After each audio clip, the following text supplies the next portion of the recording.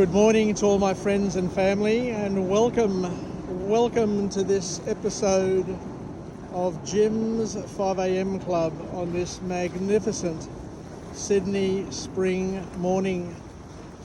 Today I want to go through a book entitled How to Talk So Kids Will Listen and Listen So Kids Will Talk by a dual authorship of Adele Faber and Elaine Maslish.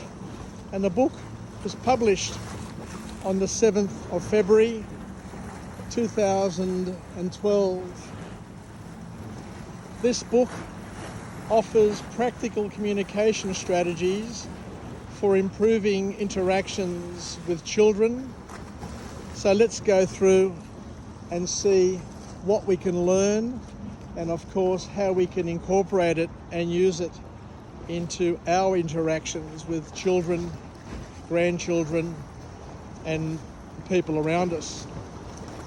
So the first key message from this author is that we need to firstly acknowledge feelings. Validate your child's emotions by acknowledging how they feel. And the author uses examples which I like, and it makes it a little bit easier to understand. And in this example, the author says instead of dismissing their anger, you can be more productive by saying, I see you're really upset about this, and this helps children feel understood, heard, and supported. The next point the author makes, it's a powerful point as well, is that we need to avoid criticism and labelling them. Criticising or labelling children can severely harm their self-esteem. What's better is to focus on addressing specific behaviours rather than labelling and defining the child.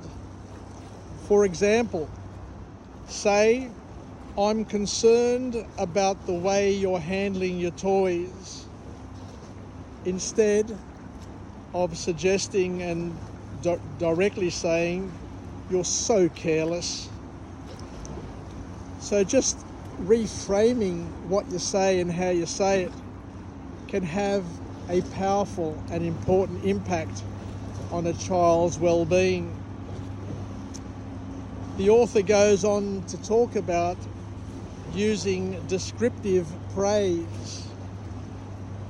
And what the author means by descriptive praise is we need to offer specific praise about what the child did well rather than a general statement or empty praise. For example, instead of saying good job, say, I really appreciate how you cleaned up all your toys. The next thing that the author talks about is encouraging children to solve their own problems, and think about what they're doing. Involving children in finding solutions to problems rather than issuing orders is very important. Ask questions like, what do you think we can do about this? Because this encourages critical thinking and independence. The other thing that these authors talk about is the importance of giving children choices. Offer children options to give them a sense of control. Instead of saying, put on your coat, offer choices like, would you like to wear your red coat or your blue coat today? The next point is quite powerful, where the author talks about using I statements. Communicate your feelings and needs using I statements to avoid sounding accusatory.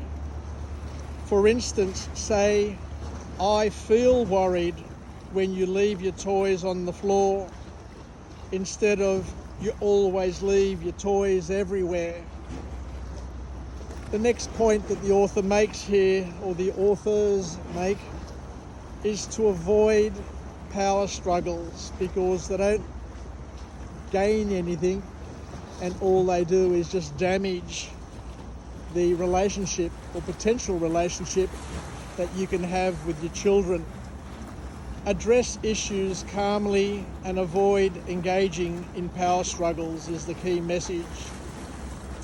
Set clear expectations and unambiguous consequences without unduly escalating the situation. For example, "We need to get ready for bed now. If you need more time, let me know." Be a good listener is another key point.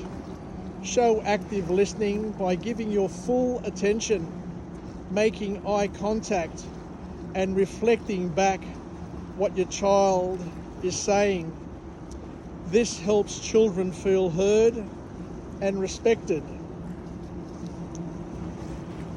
The authors also talk about offering alternatives to commands.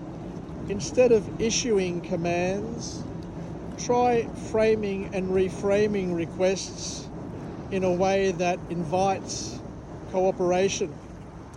For example, instead of saying, "clean your room," you may wish to reframe it and say, the room needs to be tidy.